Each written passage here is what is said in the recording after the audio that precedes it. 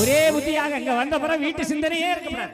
கதவை பூட்டு நம்ம பூட்டலியா தள்ளி பார்க்காம வந்துட்டோமே, திறந்து போட்டிருப்போமோ, அந்த சந்தேகமே வரப்படாது. வீட்டில் அவர் வந்திருப்பாரோ சாப்பிட்டாரோ என்னவோ அந்த எண்ணம் எல்லாம் மறந்துருக்கு. இப்போ உங்க ஒரே சிந்தனை இந்த நாம மட்டும்தான்.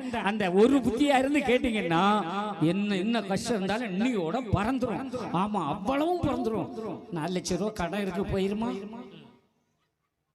அப்படின்னு மனசுல வரும்ல. ஆமா ஆமா, வராதமா. இப்ப யாருக்குதான் கடன் இல்லாம இருக்கா? அவன் கடன் கொடுக்கன்னு எங்க ஒரு ஆள் அலைஞ்சு தெரியாரு, எங்க பைனான்ஸ் வாங்க எங்க பைனான்ஸ் வாங்கன்னு.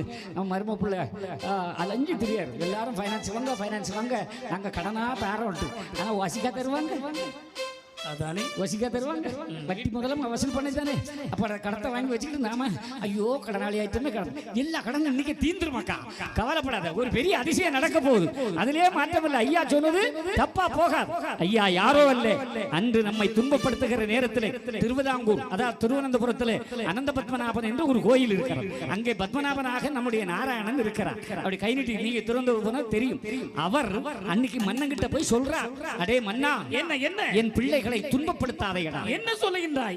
அவர்களை வாட்டி வதைத்து வாங்கக்கூடிய வரிப்பணத்தில் தானே உனக்கு ஆறுகால பூஜைகள் செய்கின்றேன். ஆறுகால பூஜை வேண்டும் என்று நான் உன்னிடம் கேட்டேனா? அப்படி என்றால் இதுவரைக்கும் நான் தந்த ஒரு நாவில வைக்கவில்லை. நீ படைத்தாய் பிராமண நம்பூருக்கு, எனக்காடா கொடுத்தாய்? என்ன சொல்லிவிட்டாய்? இதுவரைக்கும் நான் தந்த ஒரு நாவில வைக்கவில்லை என்றால் இனியும் ஒரு கணம் இருக்க வேண்டாம். எங்கே போடா போடா.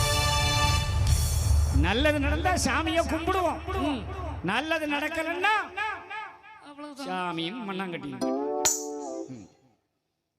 துறா போற, தினமும் கோயிலுக்கு போறேன், மொட்டை போட்டேன், பட்டு வாங்கி வச்சேன், கிடா விட்டேன், என்னென்னமோ வச்சேன். ஏ காளியம்மா, ஏ சொல்ல மாடா, உனக்கு கண்ணமிஞ்சு போச்சா? போச்சுடா. சொல்றமா இல்லையா? உண்மையை சொல்லுங்க, சொல்றமா இல்லையா? ஆமையா. சாமியை திட்டுறோம் இல்ல, உனக்கு கண்ணு இருக்கா? ஒரு கல்லுல கால்பட்டு ரத்தம் வந்துடும். ஐயோ பார்த்து இருந்தா தட்டி இருக்க மாட்டான். முட்டு நடிச்சு கூட்டத்துக்குள்ள பைரவர் போறாரு. பாத்துக்கா ஒண்ணும் செய்யாது விட்டுரு, வழியா விட்டுரு. என்ன நேரம் அப்படி உங்களெல்லாம் ஒரு கலகலப்பு வைக்க தான் போறாரு. பயிரவருக்கு நமக்கு நல்ல சந்தோஷம் உண்டு, அதுக்கு தெரியுது. 10-15 நாளைக்கு முன்னால நாங்கள் தான் இந்த நேரத்தில் வந்து சத்தம் போடுவோம். இன்னைக்கு எங்க பதில எனக்கு ஒரு வந்து சத்தம் போட்டு நடக்கான்னு அதுக்கு சந்தேகம் வந்துருச்சு. சரி இருக்கட்டும், யோசிச்சு பாருங்க. நாம் அப்படி சாமியை திட்டுறோமா? நல்லது நடந்தா வெளியிலேயே சொல்ல மாட்டோம், சாமி கிட்ட கூட சொல்ல மாட்டோம். கெட்ட நடந்தா ஊர் முழுக்க சாமி சாமி சாமி சாமின்னு கோபமா ஏசமா.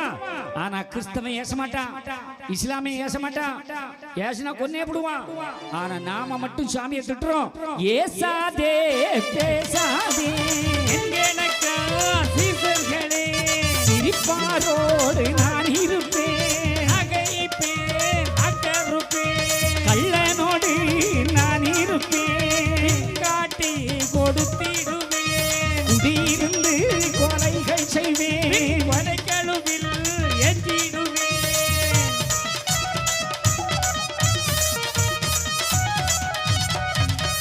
யாரும் கடவுளை திட்டாதீங்க. என் இந்து தர்ம மக்களே, நீ எந்த சாமியை கும்பிட்டாலும் சரி, கடவுள் உண்மையானவர். அம்மா இருக்கிறா, இப்படி அம்மா அழகா இருக்கிறா.